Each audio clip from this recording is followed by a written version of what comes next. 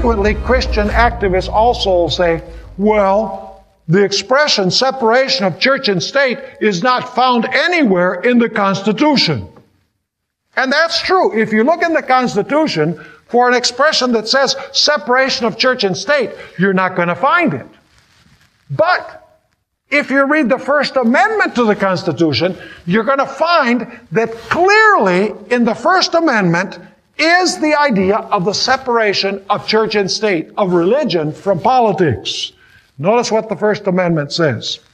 Congress shall make no law. Now, what part of no law don't you understand?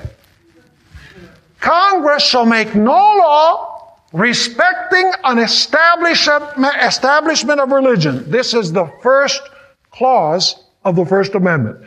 Congress shall make no law respecting an establishment of religion. In other words, it doesn't say that Congress can't make a law establishing a church. Or Congress can't make a law establishing a religion. No. It says Congress shall make no law respecting an establishment of religion.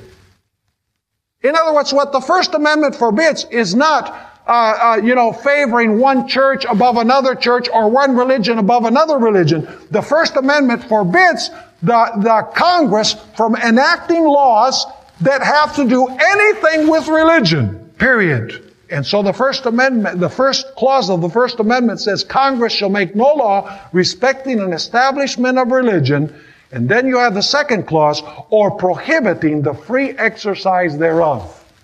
That's, they're known as the Establishment Clause and the Free Exercise Clause. In other words, the government can't tell you to worship in a certain way, and the government can't forbid you to worship in the way that your conscience tells you to worship. Let me ask you, does that very clearly and obviously establish a separation between church and state?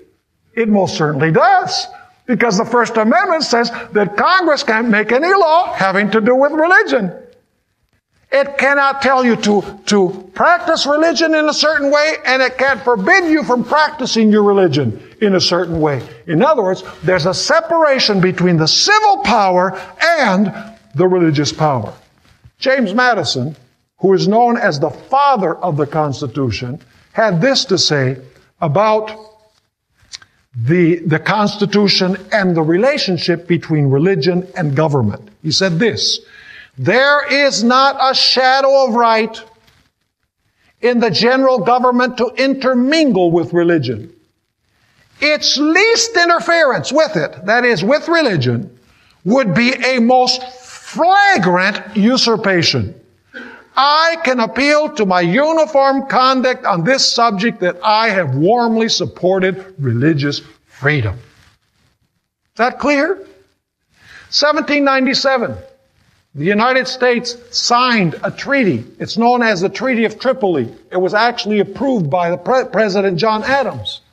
And this is what the Treaty of Tripoli said. This is only a portion of the treaty. The government of the United States is not in any sense founded upon the Christian religion. Now, we need to understand that it was founded upon this idea of two principles: separation of church and state, separation of civil matters from religious matters. But that doesn't mean that the United States was founded as a Christian nation. It was founded as a nation of Christians.